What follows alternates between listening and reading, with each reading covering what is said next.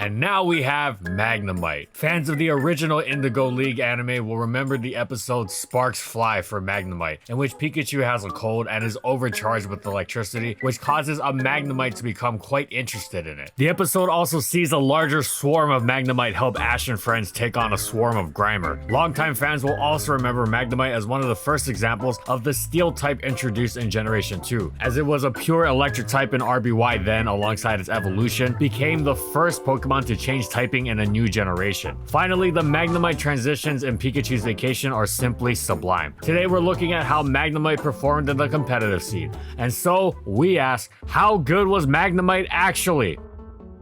And also, how good was this shirt actually? That's right, False Swipe finally has merch, and some nice ones too. If you like the question we ask in all of our videos as much as we do, be sure to pick up one of these awesome shirts or hoodies in a color you like with the link in the description below. And in this video, we'll be going over these competitive formats.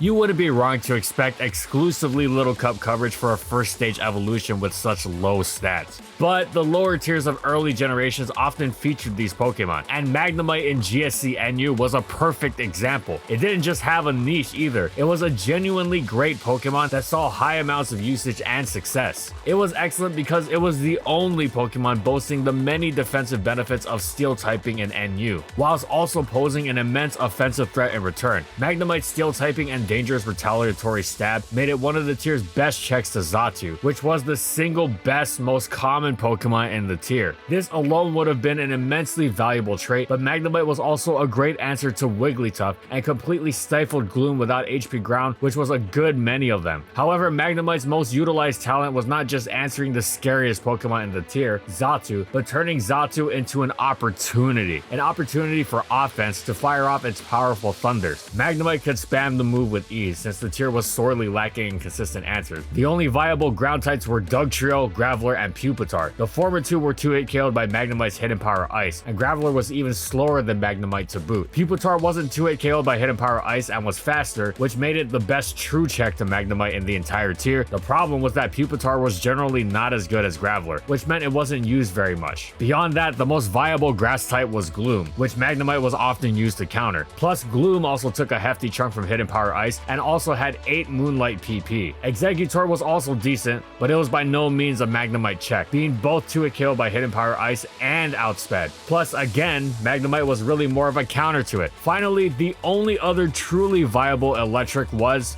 Magnemite itself. Though Magnemite did resist both Thunder and Hidden Power Ice, it couldn't stand up to its own mighty Thunders, which scored a 3-hit KO, accuracy willing. Well, if resist wouldn't work, what about the tier's dedicated special walls? Well, one of those was Azumarill, so that was out, and another was Wigglytuff, which was 3-hit KO'd by Thunder, and again, countered by Magnemite. What about Shuckle? Yeah, technically it was the best thing at not getting outright KO'd by Magnemite, but it also couldn't touch it in return at all, and was pretty much forced to try and rest and PP stall it, which would only work if the Magnemite user played into it, which competent Magnemite users wouldn't. Okay, so walling Magnemite really wasn't much of a thing, but that's fine, right? That's the case for plenty of Pokemon. This wasn't exactly some speedster we were talking about either. It had one of the worst HP stats in the game while packing several exploitable weaknesses. Maybe so, but Magnemite got tons of opportunities to switch in from that plethora of resistances afforded it by its typing, which allowed it to switch in against so many of the best, most popular Pokemon around, meaning it was regularly getting opportunities to pound the opponent with its strong attack. To make matters more irritating, Thunder's 30% paralysis rate also made it more difficult to try and play around Magnemite with offense. Premier offensive threats like Rapidash or Primate weren't walls by any means, but they actually took Thunder pretty well for offensive pokes, meaning that under most circumstances, they would be able to act as impromptu, temporary answers in a fast-paced game, were it not for that nasty chance of paralysis completely and utterly ruining them. Sometimes though, you just had to risk it. Occasionally, Magnemite didn't leave you with many options. Plus, the paralysis rate really was 21% considering Thunder accuracy, but that was still quite a hefty chance. That was an RBY Tauros crit. All that said, Magnemite did of course have some quite significant flaws, like the aforementioned low speed, HP, and weaknesses to ground, fire, and fighting, and these did in fact hold it back. Several Pokemon it would otherwise counter perfectly, like Fearow and Kingler, completely invalidated it as an answer by slapping on HP ground. Magnemite's low speed and sometimes middling bulk meant it could be forced to rest quite quickly when relied on defensively, which severely cut into its offensive threat level. Overall though, Magnemite was absolutely excellent. It was a massive pain for most teams to deal with since they really had to dance around it rather than truly answer it. So not at all a bad true competitive debut.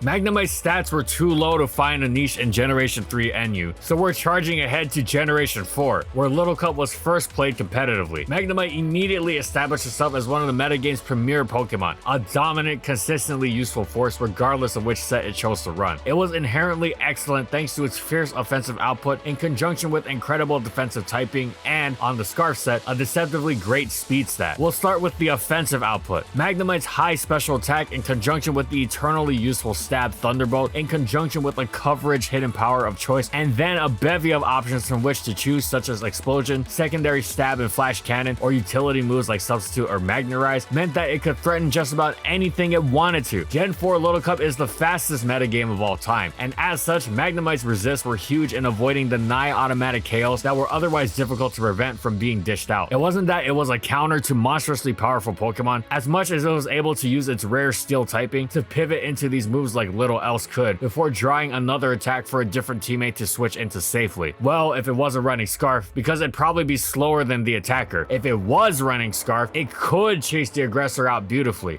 The exception to both these cases was Munchlax, but that was different. Simply absorbing the return and drawing it into using Earthquake or Superpower was much better for its team than having something else get utterly deleted by return. Unlike the similarly talented Bronzor, Magnemite packed these resists while being an actual offensive threat itself, and actually resisted Ghastly's brutal Shadow Ball, and opposing electric moves from the likes of Elekid and even itself. Speaking of Bronzor, though Magnemite was a threatening Pokemon in its own right, one of its most valuable, unique traits was its Magnet Rise set's capability of trapping and removing the Steel Bell, which opened up a massive gap in the opponent's defensive core, and was thus an excellent enabler of a number of already dangerous Pokemon, such as Tailo, Snover, and Gligar. Another unique trait Magnemite had was its Choice Scarf set, being the best offensive check to the monstrous Dragon Dance Dratini. Whereas most Scarfers were dropped by a +1 Life Orb Extreme Speed, Magnemite's excellent Steel typing meant the move bounced off of it, while also letting it actually survive Dratini's mighty Outrage. Scarf Magnemite was also a fantastic cleaner because it outran one of the most popular other Scarfers, Snover, while having the power to drop most opposing offensive Pokemon with very little chip damage. Finally, Magnemite could go with an all-out Life Orb set that made it incredibly difficult to wall. Its Thunderbolts were devastating against the likes of even bulkier neutral targets like Duskull and Bronzor, while its Flash Cannons went from clocking Gligar hard to potentially one-hit KOing it after Stealth Rock. Life Orb Explosion was also an utterly massive attack that took advantage of how Magnemite baited in two of its would-be checks, Chinchou and Tier King Munchlax, and absolutely crushed them, adding a new level of wall breaking and enabling of its offensive teammates. So overall, Magnemite could do it all, and do it well. This is why it was used often and with great success in the first competitive generation of Little Cup, making it one of the metagame's best, most defining Pokemon.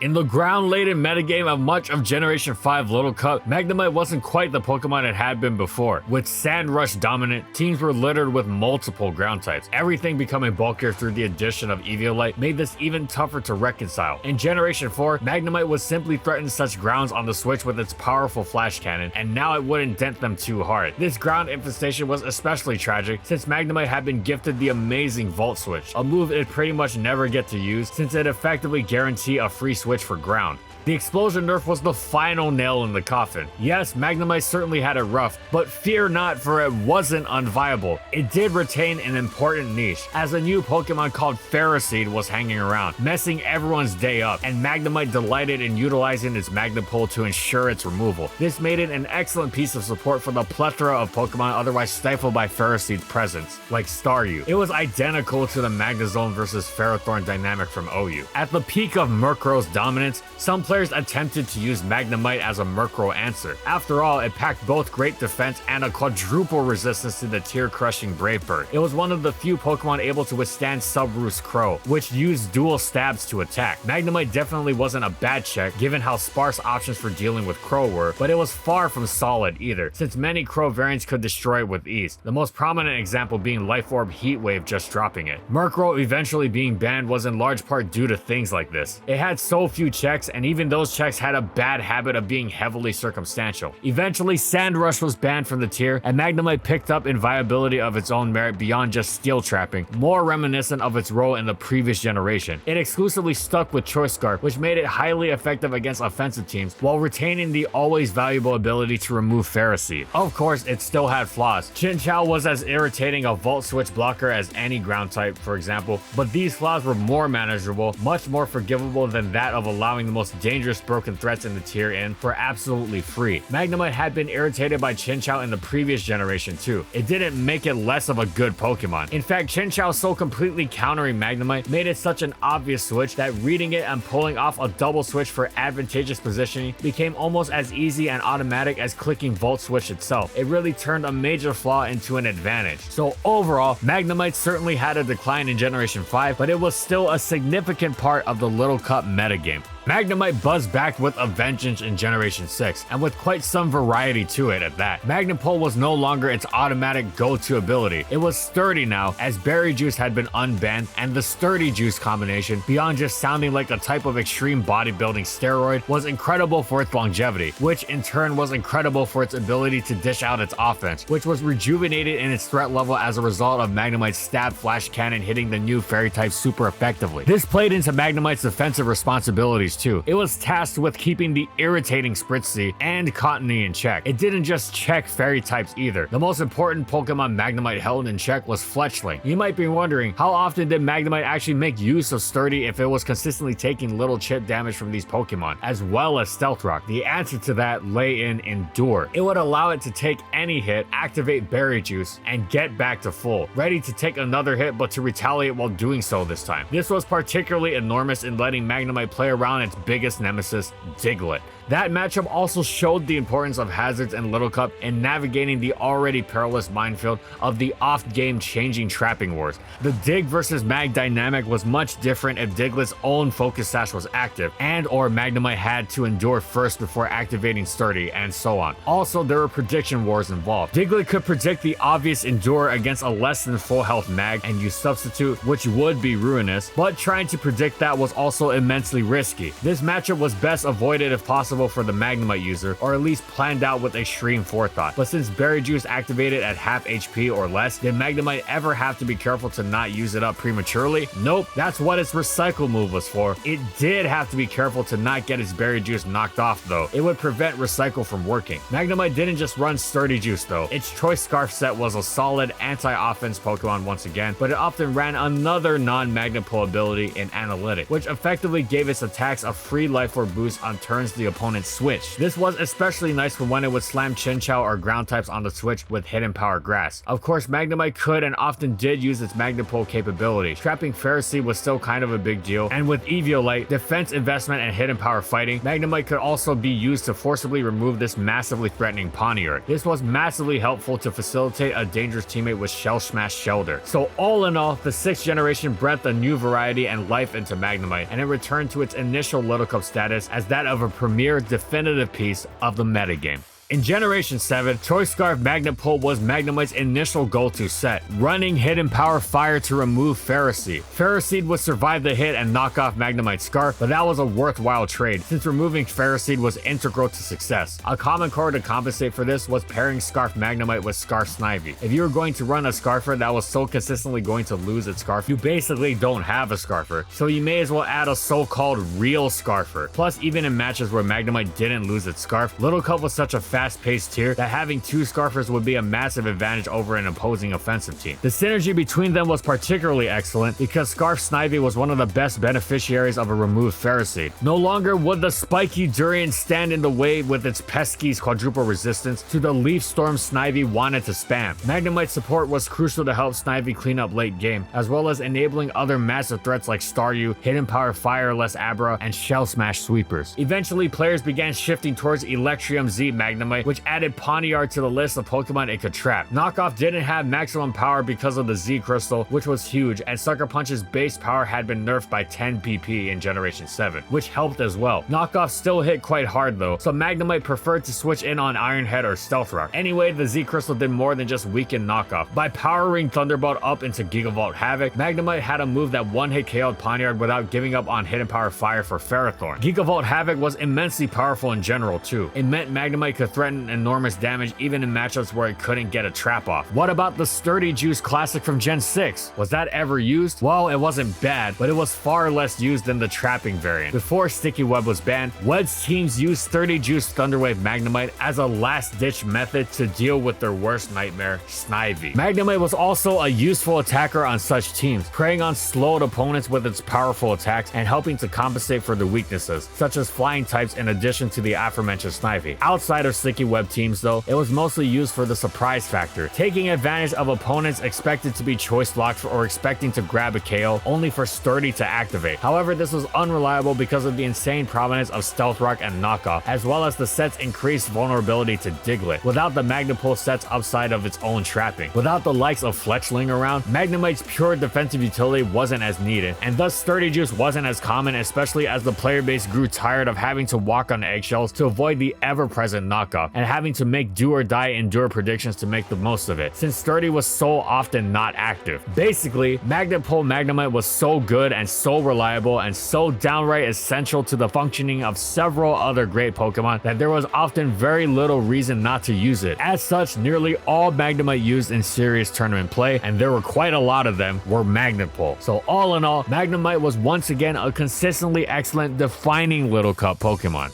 Generation 8 ripped away one of Magnemite's most important moves, Hidden Power. Now, its evolution Magnezone was still able to trap Ferrothorn and OU by virtue of an excellent new move called Body Press, but Magnemite wasn't so fortunate, and so its trapping days were thought to be over. If anything, Ferroseed would be switching into it now. It did receive a monstrously powerful new stab move in Steel Beam though, so players began using analytic Choice Scarf sets, making it hit even harder while also nicely boosting Magnemite's Volt switches. Some players found a loophole for trapping Ferroseed. An analytic Magnemite Volt switch in conjunction with Final Gambit Diglett did just barely enough damage to bring Ferroseed down. This was of course a massive pain to pull off, but so was Ferroseed, so it was generally a worthwhile trade. However, Magnemite was at a low point and didn't see much usage. It was fine, just not anything special, until a new set was discovered. A set with Substitute, Charge Beam, Rest, and Flash Cannon holding a Select Berry. This set was set up all over Ferroseed, with Ferroseed completely helpless to stop it from coming out of the exchange with +1 speed, +6 special attack, and a Substitute intact. This pretty much meant the game was over. Magnemite would effortlessly sweep from there. It was a set that was effectively useless if Ferroseed wasn't on the opposing team, but Ferroseed was really common, so it almost ceased to be cheese, since it worked so much. So many Ferroseeds were turned into a vehicle for a sweep that players began getting scared to run Ferroseed. In tournament settings, if there was a risk of the opponent bringing this Magnemite set, Ferroseed would either not be used or use Explosion just to get out of the situation. Sturdy Juice Magnemite was also used sometimes, except now it had immensely cool new tricks up its sleeve. It could use Steel Beam's immense recoil to trigger Berry Juice for itself, all while launching its most powerful attack. So overall, Generation 8 has easily been Magnemite at its most flawed, since the Hidden Power removal was just devastating for it, but it still has maintained a solid place in the Little Cup metagame.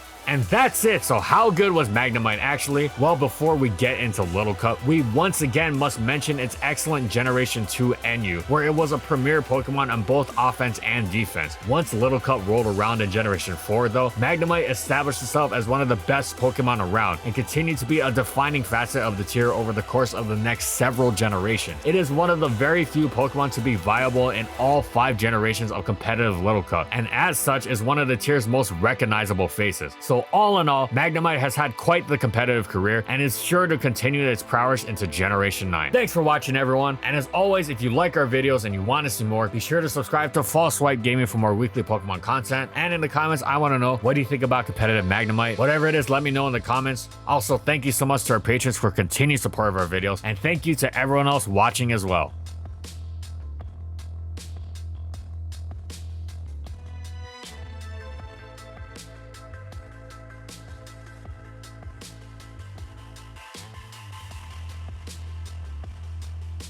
And follow my crew on these social media platforms. And that's all I got. See you next time, everyone.